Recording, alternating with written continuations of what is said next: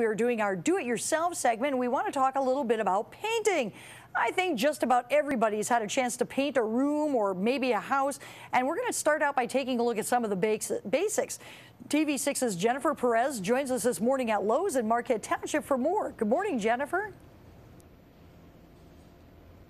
Yeah, good morning, Vicki. That's right. I'm pretty sure everybody has had their share of painting rooms or houses. I know I have. Now, I don't know if perhaps I was using the right technique or not, or was using the basics to do this, but we're going to find out today. And joining me is Sean, project specialist with Lowe's. And Sean, talk to me a little bit about, before people even start to accomplish this, what are some basics that they need to have down?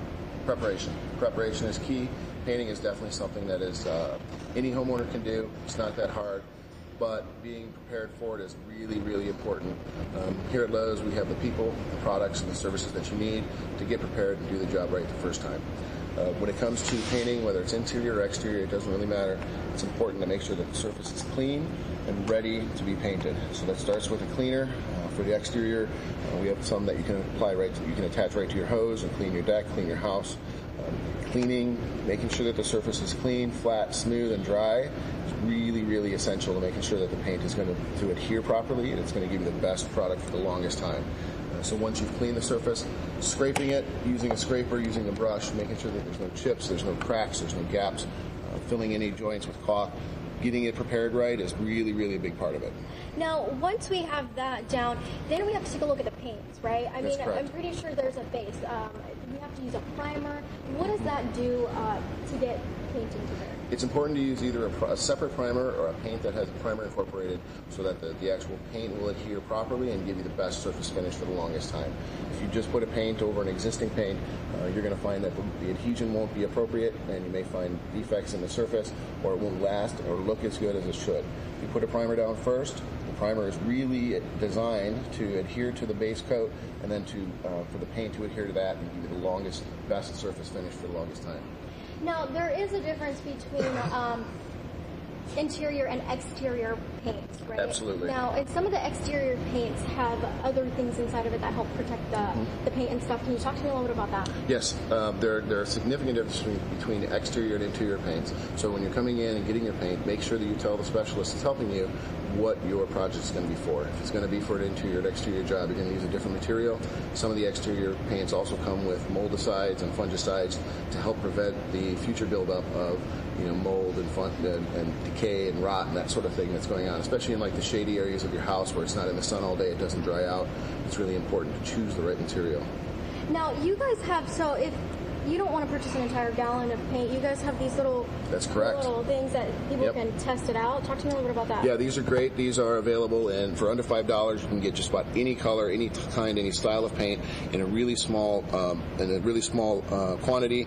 This one, for example, will cover 4 feet by 4 feet, so you can go and paint part of your wall and paint 3 different colors and see which one's going to be best for you. Absolutely. And so, what are some of the other things that we will need to start painting? Drop cloths, really important. A big part of any painting project, whether it's inside or outside, you want to make sure that your surfaces that you don't want covered in paint are protected. So drop cloths, painter's tape is really helpful. You can use that to paint off moldings on the inside of your house so you can paint right up to them really easily. You don't have to be really skilled with cutting in with a brush.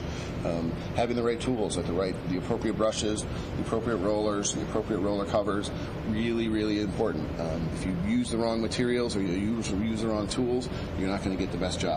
All right. Thank you so much, Sean. And later, in a later segment, we're actually going to talk a little bit about using these tools, and we'll have some paints out and we'll give it a try ourselves and show you some cool and neat techniques. And I'll have that coming up. Good morning, Vicki. Look at what I got myself into. I've got some awesome green paint and I've got a roller, and we're ready to actually learn how to apply this properly. Joining me right now is Sean. He's the project specialist with Lowe's. And all this time, I have been using the technique of just rolling it up and down, up and down. Am I doing this right, or is there a better way to do this? There is a better way. It's really tempting because it's such a large surface and you just want to go with long stripes. But you'll find that process will leave a lot of overlapping lines and where the paint isn't evenly smoothed out. The best way to do it is actually to use overlapping W's and M's. So we'll show you that right here. So let's see, how does this work? First step, when you're putting your paint on, a nice little tip for everybody to know is that once you put the paint on, make sure you press it in very carefully along the whole edge, and that'll help prevent any further bleeding. Because if you don't do it firmly, what you'll get is you'll get paint bleeding behind. So once you've loaded up your roller, you want to rub roll the excess paint off of there, and then basically you're going to do W's and M's. Okay. And what does that do? What you're doing is this gives multiple coats of paint in multiple different directions, all in one sort of application. And what you're looking for is basically a checkerboard over your whole surface, and you'll get nice even edges. And that's really the big key right there, is that you don't want those long strips where you go up and down, because you'll find that it won't give the best paint quality. So once you've got your W's and M's, another really important tip that a lot of people don't realize is once you've finished painting over that tape, is you pull it off when it's wet. When it's wet? If you wait till the paint is dry, it'll pull off edges of the paint. When you pull it off when it's wet, it'll come off nice and clean every time. Oh, would you look at that? I never knew that. So now, can we do a double coat on this, or is this just good enough with the W's and M's? Or should we do an extra coat? The need for a second coat will really be determined by how well the paint dries, and it'll be something that you'll know right away once the paint is dry whether it needs a second coat. Mini coats today are designed to be applied in a single. Mini paints are designed to be applied in a single coat, and it'll have all of the coverage that you need. But you may find that it needs a second coat, and you can do the same process over it again if it's necessary. Now, what about using paintbrushes? I mean, what's the difference between using a paintbrush and a roller, and what would you use it for? The different paintbrushes have different appropriate sort of application situations. The larger paintbrush like this with the square edge is going to be perfect for painting large pieces of siding, pieces of trim, especially outdoors. The paintbrush with the tapered edge is going to be especially good for cutting in like next to a molding or into corners or doing smaller pieces, and it'll give you a lot more control over the paint. Okay, and a lot of this stuff is rollers can be used for indoor. Can we use that for outdoor? That's correct. All of these materials can be used for either one. It is important to make sure that you're using the right brush for the right type of paint. So if you have an oil-based paint or a latex-based paint, it'll determine the type of the material, the tool that's best to apply that material. Now, is there anything else that we can use to apply paint outside? I mean, we've got there sure is. Tall houses and Absolutely. ladders. What do you think is best? We've actually got some sprayers here that are really nice. You can spray stain with this sprayer. You can spray paint with this sprayer. So if you're painting a fence, you're painting your deck, something like that with new stain, this is the perfect tool for that. It'll save you a lot of time and a lot of hassle. And you can use a tool like this, which is cordless, and you can apply paint to your garage or even your wall inside if you're careful. It's really, it takes a little bit of practice to learn how to use it, but it can save you a lot of time in the long run. And when you're using it, is there a way that you use it? Do you go horizontally left and right, or can you do it vertically up and down? A lot of times it depends on the area that you're painting. So if you're painting horizontal siding, for example, you're going to want to follow the pattern of that siding.